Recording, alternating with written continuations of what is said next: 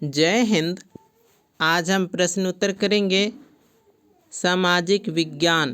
पुस्तक का नाम है समकालीन भारत भाग 1, कक्षा 9 के लिए भूगोल की पाठ्य पुस्तक। अध्याय 3, चैप्टर का नाम है अपवाह। प्रश्न उत्तर शुरू करते हैं। प्रश्न संख्या 1, दिए गए 4 विकल्पों में से सही विकल्प चुनिए। तो पहला का प्रश्न संख्या 1 है, उल्लर झील निम्नलिखित में से किस राज्य में स्थित है? तो जम्मू कश्मीर में। ऑप्शन नंबर घ सही होगा। प्रश्न संख्या 2, नर्मदा नदी का उद्गम कहाँ से है? तो अमरकंटक से। ऑप्शन नंबर ख सही होगा। प्रश्न संख्या 3, निम्नलिखित में से कौन सी लवणीय जल वाली झील है? कौन सी लवणीय जल वाली झील है? तो वह है सांभर। ऑप्शन नंबर क सही होगा। प्रश्न संख्या 4, निम्नलिखित में से कौन सी नदी प्रायद्वीपीय भारत की सबसे बड़ी नदी है? तो वह है गोदावरी। ऑप्शन नंबर ख सही होगा। प्रश्न संख्या 5, निम्नलिखित नदियों में से कौन सी नदी भ्रंश घाटी से होकर बहती है? तो वह है तापी नदी। ऑप्शन घ सही होगा। प्रश्न संख्या 2, प्रश्न कहता है कि निम्नलिखित प्रश्नों के उत्तर संक्षेप में दीजिए। दूसरा का पहला प्रश्न है, जल विभाजक का क्या कार्य है? एक उदाहरण दीजिए। तो दूसरा का पहला प्रश्न का उत्तर होगा, जल विभाजक वह ऊंचा भूभाग है जो दो नदियों या नदी प्रणालियों के जल ग्रहण क्षेत्रों को अलग करता है। उदाहरण, अम्बाला जो गंगा और सिंधु नदी तंत्र का जल विभाजक है। प्रश्न 2, भारत में सबसे विशाल नदी द्रोणी कौन सी है? उत्तर होगा, भारत की सबसे विशाल नदी द्रोणी गंगा द्रोणी है। प्रश्न संख्या 3, सिंधु एवं गंगा नदियाँ कहाँ से निकलती है? उत्तर होगा, सिंधु नदी तिब्बत के मानसरोवर झील के निकट से निकलती है। वहीं गंगा नदी गंगोत्री हिमनद उत्तराखंड से निकलती है। प्रश्न संख्या 4, गंगा की दो मुख्य धाराओं के नाम लिखिए। ये कहाँ पर एक दूसरे से मिलकर गंगा नदी का निर्माण करती है? तो यहाँ पर उत्तर होगा कि गंगा की दो मुख्य धाराएं हैं, पहला भागीरथी और दूसरा अलकनंदा। ये दोनों धाराएं देवप्रयाग उत्तराखंड में मिलकर गंगा का निर्माण करती हैं। प्रश्न संख्या 5, लंबी धारा होने के बावजूद तिब्बत के क्षेत्रों में ब्रह्मपुत्र में कम गाद यानी सिल्ट क्यों है? उत्तर होगा, क्योंकि तिब्बत का क्षेत्र शुष्क एवं शीत मरुस्थलीय है। वहाँ अपरदन यानी इरोजन बहुत कम होता है, इसलिए गाद कम मिलती हैं। प्रश्न संख्या 6, कौन सी दो प्रायद्वीपीय नदियाँ गर्त से होकर बहती हैं? समुद्र में प्रवेश करने से पहले वे किस प्रकार की आकृतियों का निर्माण करती हैं? तो छठे प्रश्न का यहाँ पर उत्तर होगा, नर्मदा और तापी नदियाँ भ्रंश गर्त यानी रिफ्ट वैली से होकर बहती हैं। समुद्र में प्रवेश करने से पहले ये नदियाँ मुहाने पर मुहाना का निर्माण करती है। प्रश्न संख्या 7, नदियों तथा झीलों के कुछ आर्थिक महत्व को बताइए। तो यहाँ पर उत्तर है, नदियों तथा झीलों के कुछ आर्थिक महत्व निम्नलिखित हैं।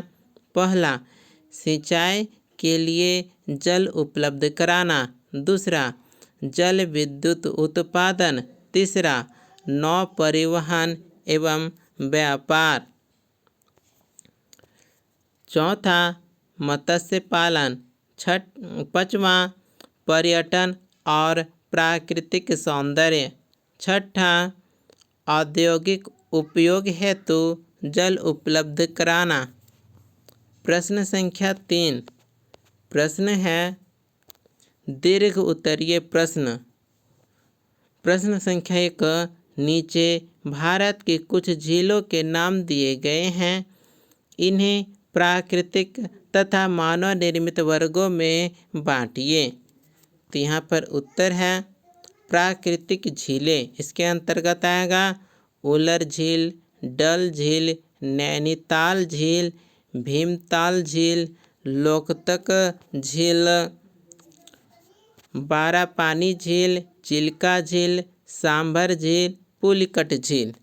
वहीं हम मानव निर्मित झील के बारे में जानेंगे। मानव निर्मित झीलें यह गोविंद सागर झील, राणा प्रताप सागर, निजाम सागर, नागार्जुन सागर, हीराकुंड, ये सभी मानव निर्मित झील हैं। प्रश्न संख्या 4 प्रश्न है हिमालय तथा प्रायद्वीपीय नदियों के मुख्य अंतरों को स्पष्ट कीजिए। तो यहाँ पर उत्तर है, हम सभी का पहलू लिखेंगे। बाएं तरफ हिमालय नदी और दाएं तरफ प्रायद्वीपीय नदी लिखेंगे। तो हिमालय नदी का स्रोत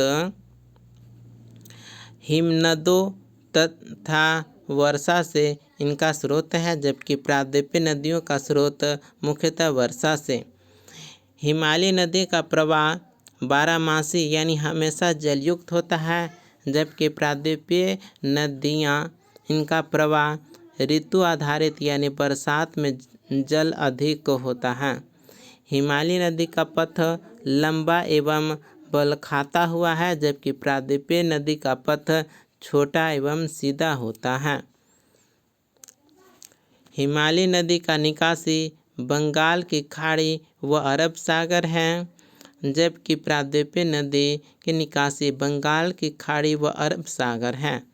हिमालय नदी की विशेषता है जलोढ़ मैदान व डेल्टा बनाती हैं, जबकि प्रायद्वीपीय नदी की विशेषता होगा कई नदियां मुहाना बनाती हैं। प्रश्न संख्या 5 प्रायद्वीपीय पठार के पूर्व एवं पश्चिम की ओर जाने वाली नदियों की तुलना कीजिए। तो यहाँ पर उत्तर होगा, हम सभी का पहलू लिखेंगे। बाएं तरफ पूर्व की ओर बहने वाली नदियाँ और दाहिने तरफ लिखेंगे पश्चिम की ओर बहने वाली नदियाँ। पूर्व की ओर बहने वाली नदियाँ, इनका उदाहरण है गोदावरी, कृष्णा, कावेरी, महानदी।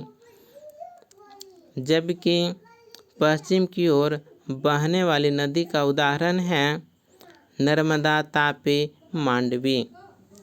पूर्व की ओर बहने वाली नदियाँ सागर में मिलने के लिए बंगाल की खाड़ी में जाती हैं, जबकि पश्चिम की ओर बहने वाली नदियाँ सागर में मिलने के लिए अरब सागर में जाती हैं।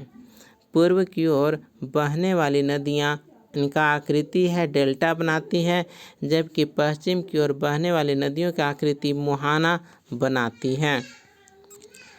इसके बाद आगे है कि पूर्व में बहने वाली नदियों की लंबाई है अपेक्षाकृत लंबी है, जबकि पश्चिम की ओर बहने वाली नदियों की लंबाई अपेक्षाकृत छोटी होती है। अब हम अंतिम प्रश्न आ गए हैं। ठीक है, अंतिम प्रश्न है प्रश्न संख्या 6 किसी देश की अर्थव्यवस्था के लिए नदियाँ महत्वपूर्ण क्यों हैं? तो यहाँ पर उत्तर होगा, नदियाँ किसी देश की अर्थव्यवस्था की रीढ़ होती है, क्योंकि पहला पॉइंट है कृषि के लिए सिंचाई जल उपलब्ध कराती है। दूसरा, जल विद्युत उत्पादन से ऊर्जा मिलती है। तीसरा, नौ परिवहन एवं व्यापार के लिए उपयोगी हैं। चौथा, औद्योगिक विकास हेतु जल प्रदान करती है।